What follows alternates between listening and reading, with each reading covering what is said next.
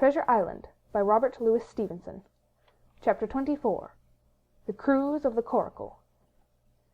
It was broad day when I awoke, and found myself tossing at the southwest end of Treasure Island. The sun was up, but was still hid from me, behind the great bulk of the spyglass, which on this side descended almost to the sea in formidable cliffs. Hull Bowline Head and Mizzenmast Hill were at my elbow, the hill bare and dark, the head bound with cliffs 40 or 50 feet high, and fringed with great masses of fallen rock. I was scarce a quarter of a mile to seaward, and it was my first thought to paddle in and land. That notion was soon given over. Among the fallen rocks the breakers spouted and bellowed, loud reverberations, heavy sprays, flying and falling, succeeded one another from second to second, and I saw myself, if I ventured nearer, dashed to death upon the rough shore, or spending my strength in vain to scale the beetling crags. Nor was that all, for crawling together on the flat tables of rock, or letting themselves drop into the sea with loud reports, I beheld huge slimy monsters, soft snails as it were, of incredible bigness, 2 or 3 score of them together, making the rocks to echo with their barkings. I have understood since that they were sea lions, and entirely harmless. But the look of them, added to the difficulty of the shore, and the high running of the surf, was more than enough to disgust me of that landing place. I felt willing rather to starve at sea than to confront such perils. In the meantime I had a better chance, as I supposed, before me.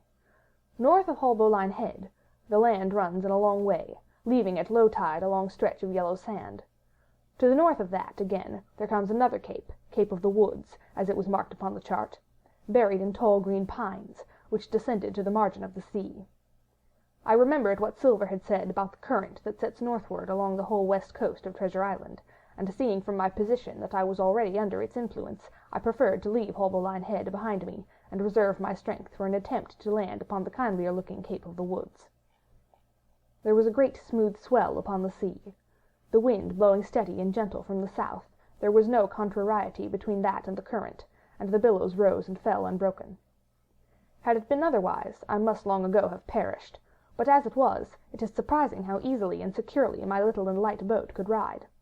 Often, as I still lay at the bottom, and kept no more than an eye above the gunwale, I would see the big blue summit heaving close above me, yet the Coracle would but bounce a little, dance as if on springs, and subside on the other side into the trough as lightly as a bird.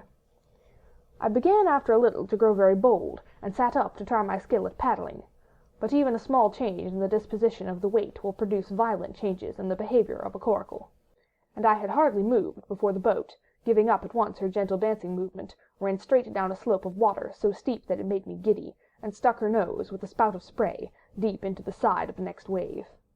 I was drenched and terrified, and fell instantly back into my old position, whereupon the coracle seemed to find her head again, and led me as softly as before among the billows. It was plain she was not to be interfered with, and at that rate, since I could in no way influence her course, what hope had I left of reaching land? I began to be horribly frightened, but I kept my head for all that. First, moving with all care, I gradually bailed out the coracle with my sea-cap. Then, getting my eye once more above the gunwale, I set myself to study how it was she managed to slip so quietly through the rollers. I found each wave, instead of the big, smooth, glossy mountain it looks from shore or from a vessel's deck, was for all the world like any range of hills on dry land, full of peaks and smooth places and valleys.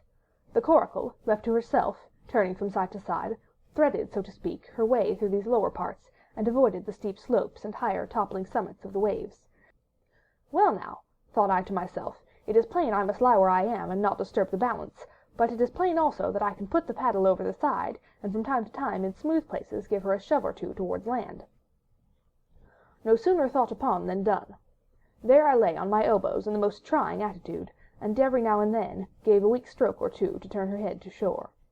It was very tiring and slow work, yet I did visibly gain ground, and as we drew near the Cape of the Woods, though I saw I must infallibly miss that point, I still had made some 100 yards of easting. I was indeed close in. I could see the cool green tree-tops swaying together in a breeze, and I felt sure I should make the next promontory without fail. It was high time, for I now began to be tortured with thirst. The glow of the sun from above, its thousand-fold reflection from the waves, the sea-water that fell and dried upon me, caking my very lips with salt, combined to make my throat burn and my brain ache. The sight of the trees so near at hand had almost made me sick with longing, but the current had soon carried me past the point, and as the next reach of sea opened out, I beheld a sight that changed the nature of my thoughts. Right in front of me, not half a mile away, I beheld the Hispaniola under sail. I made sure, of course, that I should be taken, but I was so distressed for want of water that I scarce knew whether to be glad or sorry at the thought, and long before I had come to a conclusion, surprise had taken entire possession of my mind, and I could do nothing but stare and wonder. The Hispaniola was under her mainsail and 2 jibs, and the beautiful white canvas shone in the sun like snow or silver. When I first sighted her, all her sails were drawing. She was lying a course about northwest, and I presumed the men on board were going round the island on their way back to the anchorage. Presently she began to fetch more and more to the westward, so that I thought that they had sighted me and were going about in chase.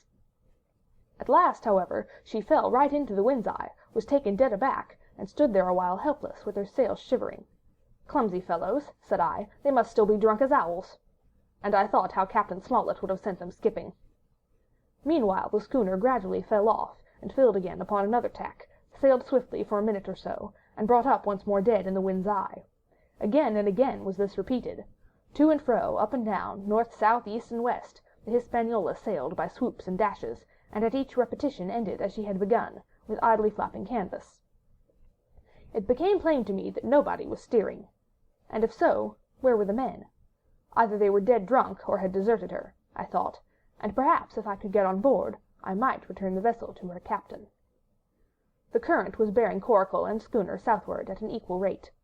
As for the latter's sailing, it was so wild and intermittent, and she hung each time so long in irons, that she certainly gained nothing if she did not even lose. If only I dared to sit up and paddle, I made sure that I could overhaul her.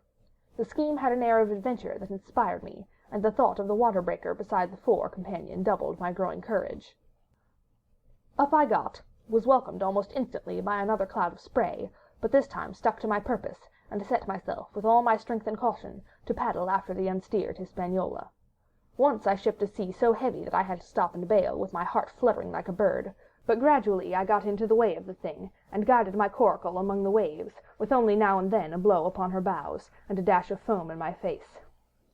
I was now gaining rapidly on the schooner. I could see the brass glisten on the tiller as it banged about, and still no soul appeared upon her decks. I could not choose but suppose she was deserted. If not, the men were lying drunk below, where I might batten them down, perhaps, and do what I chose with the ship.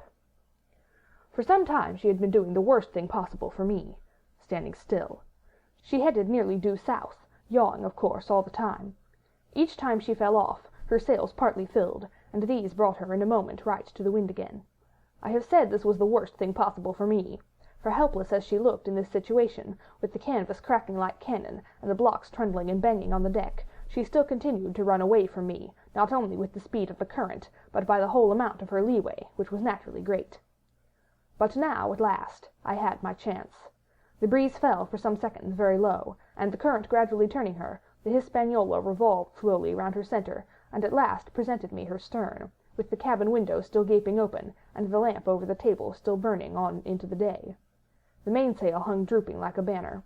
She was stock still but for the current. For the last little while I had even lost, but now, redoubling my efforts, I began once more to overhaul the chase. I was not 100 yards from her when the wind came again in a clap. She filled on the port tack and was off again, swooping and skimming like a swallow. My first impulse was one of despair, but my second was towards joy. Round she came till she was broadside on to me, round still till she had covered a half, and then 2/3, and then 3/4 of the distance that separated us. I could see the waves boiling white under her forefront. Immensely tall she looked to me from my low station in the coracle. And then, of a sudden, I began to comprehend. I had scarce time to think, scarce time to act and save myself. I was on the summit of one swell when the schooner came stooping over the next. The bowsprit was over my head. I sprang to my feet and leapt, stamping the coracle under the water. With one hand I caught the jib boom, while my foot was lodged between the stay and the brace, and as I still clung there, panting, a dull blow told me that the schooner had charged down upon and struck the coracle, and that I was left without retreat on the Hispaniola. End of chapter 24.